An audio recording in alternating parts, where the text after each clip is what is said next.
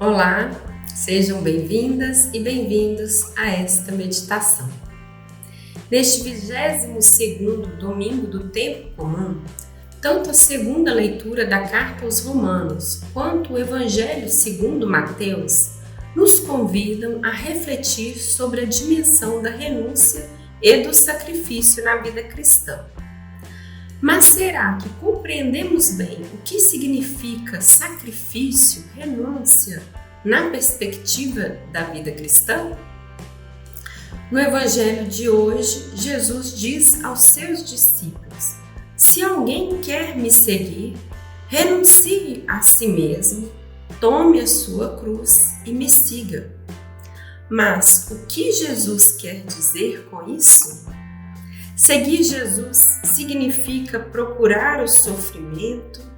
Será que a vida cristã consiste em acumular penitências e privações? Na atualidade, encontramos inúmeras publicações e discursos que convocam os cristãos para uma vida extremamente austera e disciplinada. Às vezes parece até mesmo existir um incentivo ao sacrifício pelo próprio sacrifício.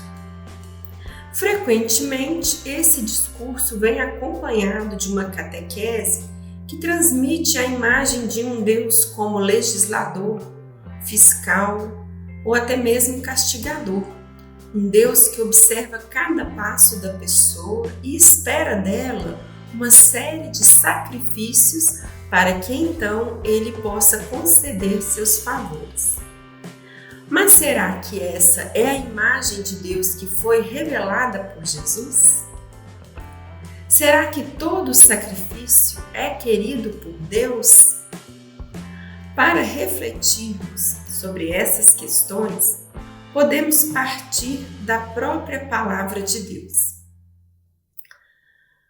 No livro do profeta Oséias 6, versículo 6, encontramos a afirmação: porque é amor que eu quero e não sacrifícios, conhecimento de Deus mais do que holocaustos. Também no Salmo 51 encontramos uma compreensão semelhante. Deus não se agrada de gestos exteriores quando o coração permanece distante dele e do próximo.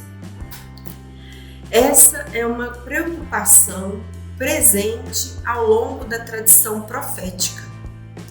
Diversas vezes os profetas denunciam um culto vazio, sacrifícios que são realizados, oferecidos, enquanto que ao mesmo tempo permanecem ações de injustiça, exploração e indiferença diante do sofrimento do próximo. O problema então não está no culto ou nos gestos religiosos. A contradição aparece quando a prática religiosa se separa da vida. Quando a pessoa que crê participa do culto, mas continua excluindo, praticando a opressão social. De fato, desde o início da história da salvação, o povo de Deus experimenta essa tentação de separar a fé da vida, que consiste que no cotidiano não se reconhece a dignidade do outro, procura-se apenas garantir os próprios interesses.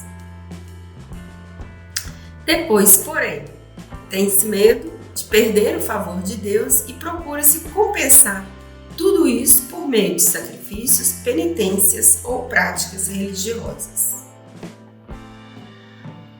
Na fé cristã, porém, a compreensão do sacrifício ganha um sentido mais profundo a partir da vida, da morte e da ressurreição de Jesus Cristo. O cristão é chamado a uma conversão do coração e a uma vida ética.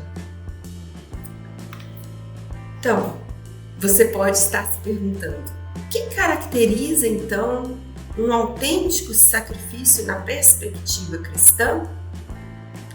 Eu gostaria de destacar 3 características fundamentadas no Novo Testamento e nos ensinamentos de Jesus. A primeira característica é que o sacrifício que agrada a Deus é discreto, humilde e realizado no segredo. No capítulo 6 do Evangelho segundo Mateus, Jesus nos fala sobre a esmola, a oração e o jejum. E nas 3 situações, ele faz um alerta contra aqueles que fazem essas práticas apenas para serem vistos pelos outros. Hoje, temos como espaço de publicação dos nossos atos as redes sociais. E muitos cristãos estão praticando, expondo os seus sacrifícios, as suas renúncias e penitências nas redes sociais. Eu acordo 4 horas da manhã para rezar. Um exemplo. Então, Jesus nos convida a um gesto de renúncia, mas que seja feito no segredo, não para garantir aplausos. A segunda característica do sacrifício na perspectiva cristã é que o sacrifício e a penitência devem nos conduzir à caridade e fortalecer o sentido da nossa missão. O sacrifício não é uma competição de força de vontade. Ele, inclusive, pode transformar-se em um esforço que me deixa muito orgulhoso de mim mesmo, alimentando aquele sentimento de superioridade em relação aos outros. Desta forma, uma prática que deveria tornar-me mais capaz de amar pode acabar por produzir o efeito contrário, de transformar-me em uma pessoa autocentrada, nutrir aquele narcisismo que me afasta do próximo. Ou o contrário, quando não consigo praticar determinadas renúncias, sinto-me culpado, inferior e incapaz. Mas tanto o orgulho quanto a culpa excessivos continuam no mesmo movimento de fechamento, de curvatura sobre o próprio eu. Então, o sacrifício autêntico na perspectiva cristã, ele conduz-me a frutos de caridade, de comunhão, de responsabilidade para com os direitos do próximo. E uma terceira característica que pode parecer, na verdade, um paradoxo, é que o sacrifício cristão é leve. Jesus, no Evangelho segundo Mateus, nos diz: "Vinde a mim, vós todos que estáis cansados e fadigados, sob o peso dos vossos fardos, e eu vos darei descanso. Tomai sobre vós o meu jugo e aprendei de mim, porque sou manso e humilde de coração, e encontrareis descanso para as vossas almas, pois o meu jugo é suave e o meu fardo é leve." Jesus diz isso porque ele conhece a realidade humana, ele caminhou perto do povo. Ele sabe que muitas pessoas já carregam fardos pesados em suas existências. Mas a dimensão de renúncia, de sacrifício na vida, ela é acompanhada da graça. Então, por isso, ela se torna leve, porque Jesus deseja a nossa salvação.